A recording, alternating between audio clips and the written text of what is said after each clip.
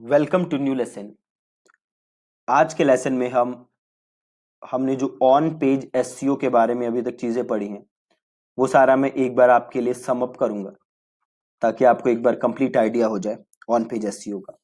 तो सबसे पहले हम बात कर लेते हैं कि ऑन पेज एसईओ था क्या। राइट, तो बताओ जी क्या था on page SEO. So on page SEO था आपका कि आपको आपका जो वेब पेज है उसका एसईओ करना है, उसको ऐसे ऑप्टिमाइज करना है कि वो सर्च इंजिन्स के अंदर नजर आए। ठीक है, वही था हमारा ऑन पेज एसईओ। सो बहुत ही आसान था। ऑन पेज एसईओ की डेफिनेशन में ऐसा कुछ है नहीं जो आपको ध्यान रखना है। देन ऑन पेज एसईओ में क्या क्या चीजें हैं जो आपको ध्यान रखनी है। राइट, तो बड़ी सारी चीजें थी ऑन पेज एसईओ के अंदर जो हमने बात की थी। तो सबसे पहले आपको क्या ध्यान रखना है, आपके यूआरएल का। राइट, जो आप यूआरएल यूज कर रहे हो तो वो यूआरएल आपका सही होना चाहिए। सो बेसिकली आपका यूआरएल का जो स्ट्रक्चर है वो सही होना चाहिए। राइट, तो ये सबसे पहली चीज है जो आपको अपनी ऑन पेज एसईओ के अंदर ध्यान रखना है। अगली चीज आपको ध्यान रखनी है ऑन पेज एसईओ के अंदर आपका यूएक्स। ठीक है, यूजर एक्सपीरियंस जो है आपका वो अच्छा होना चाहिए।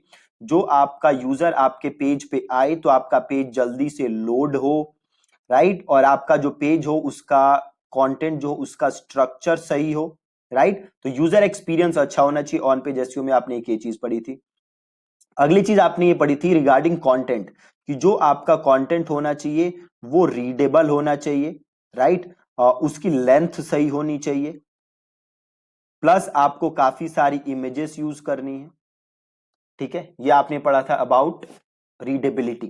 देन हमने सीखा था कि आपको कंटेंट को और कैसे रखना है। तो जो आपका टाइटल टैग है वो सही होना चाहिए, जो आपका मेटा डिस्क्रिप्शन है वो सही होना चाहिए। राइट, और इसके अलावा क्या था, इसके अलावा जो आपका कीवर्ड है ना, जो आपका कीवर्ड है वो टाइटल टैग में आप यूज करो, वो आप मेटा डिस्क्रिप्शन में यूज करो। इसके अलावा जो आपका कीवर्ड है वो आपका जो ब्लॉग स्टार्ट हो उसके इनिशियल 100 वर्ड्स के अंदर आप यूज करो। राइट, प्लस आप यूज करो हेडिंग टैग्स जो हमने बात की थी H1 टू H6 तक आपके हेडिंग टैग्स होते हैं। हमने बात की थी कि जो H1 टैग होता है वो बाय डिफॉल्ट आपके ब्लॉग के टाइटल को दे देता है। ज्यादातर जो प्लेटफॉर्म्स होते हैं वो आपके टाइटल को दे देते हैं, तो आपको बाकी टैग सही तरीके से यूज करने हैं। राइट, एक चीज आपको ये ध्यान रखना है जो इनिशियली 100 वर्ड्स में यूज करना है वो आपको जरूर यूज करना है।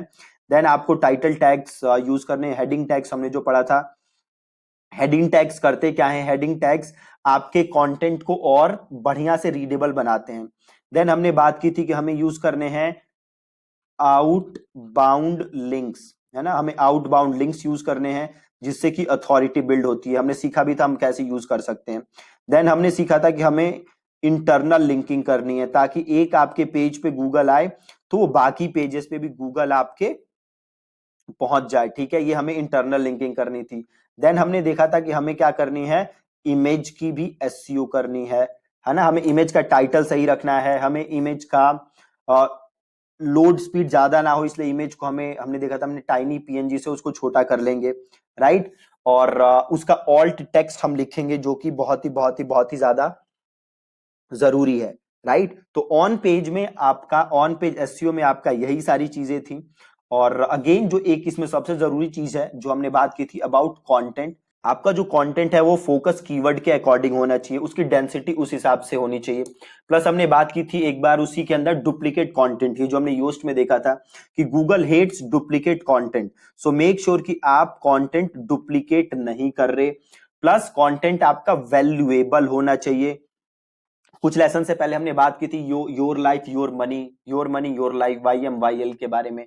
राइट, सो मेक श्योर कि आप उसको फॉलो कर रहे हो और उस हिसाब से आप कंटेंट लिख रहे हो। ठीक है जी, तो ऑन पेज एसईओ में इतनी ही चीजें हैं, इसके अलावा ज्यादा चीजें कुछ है नहीं ऑन पेज एसईओ के अंदर। सो मेक श्योर कि आप इन सारी चीजों को फॉलो कर रहे हो जब भी आप कंटेंट लिख रहे हो, ठीक है। अब आगे वाले जो लेसन आएंगे उसमें हम बात करेंगे अबाउट ऑफ पेज एसईओ, हम देखेंगे वो कैसे कर सकते हो। प्लस अभी बड़ी सारी और चीजें हैं एसईओ के अंदर, टेक्निकल एसईओ है, सो हम वो भी सीखेंगे कि वो कैसे किया जा सकता है, ठीक है जी। Thank you so much for watching this lesson.